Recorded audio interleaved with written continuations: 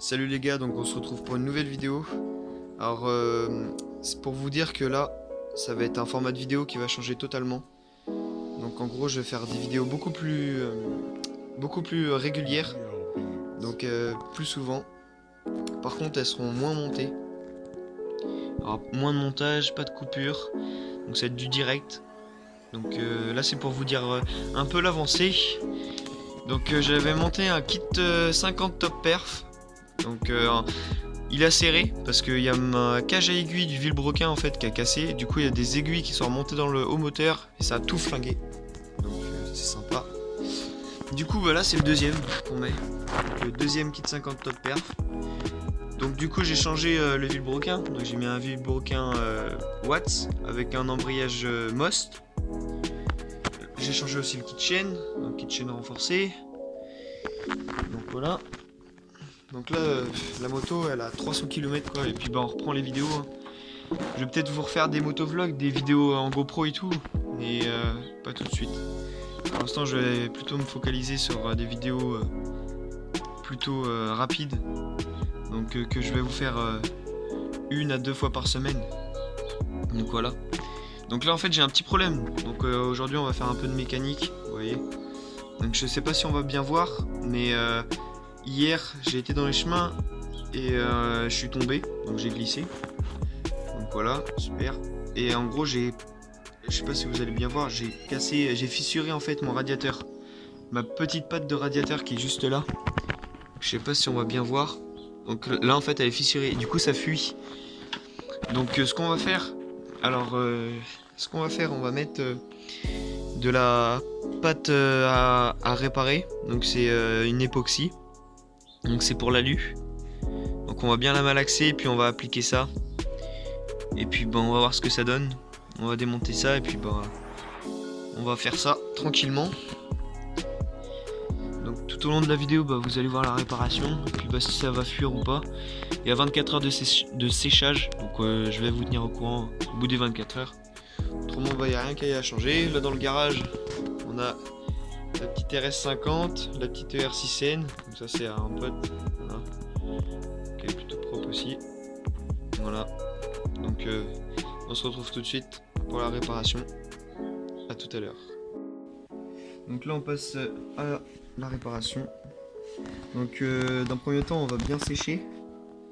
Donc hop, on sèche bien pour pas qu'il y ait du liquide de refroidissement. De toute façon hop, faut bien que ça soit clean pour pas que ça fuit. Parce qu'après si ça fuit, le produit il va pas bien prendre.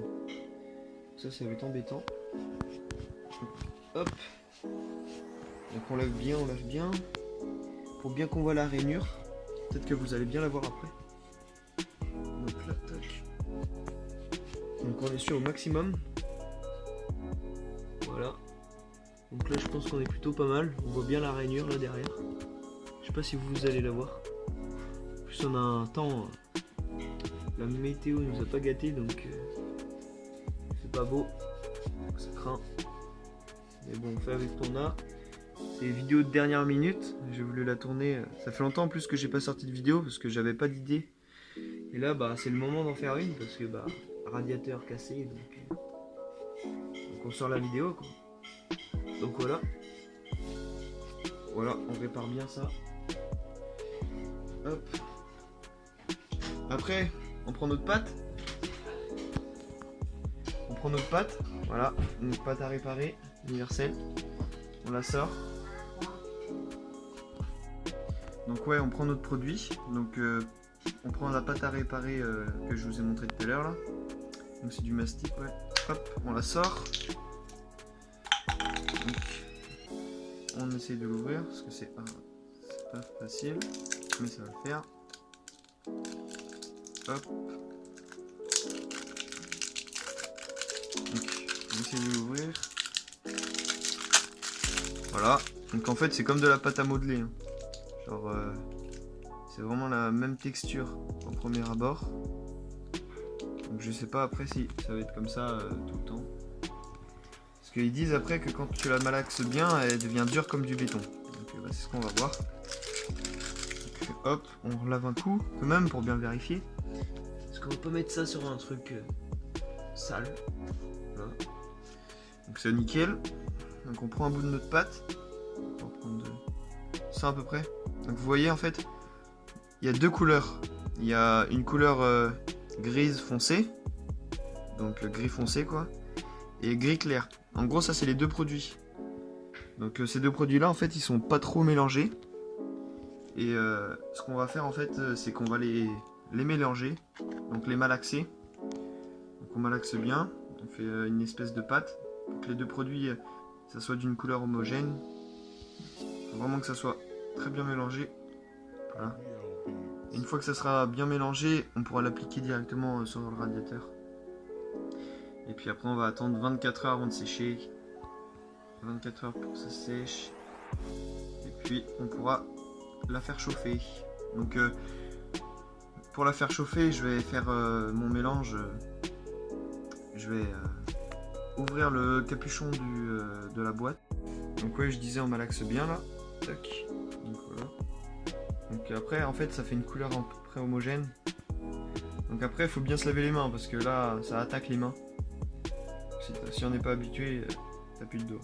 Donc voilà, il y a des petits morceaux dedans encore, donc on va encore malaxer un peu. Voilà, donc là elle est bien grise. Donc là après on va venir l'appliquer. Donc on va mettre une petite boulette. Puis on va essayer de le mettre. Hop. Bien glisser ça. Tac. Voilà. On fait comme on peut. Tac.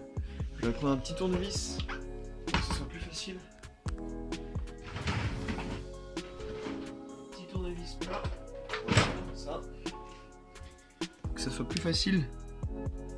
Pour bien l'appliquer comme il faut.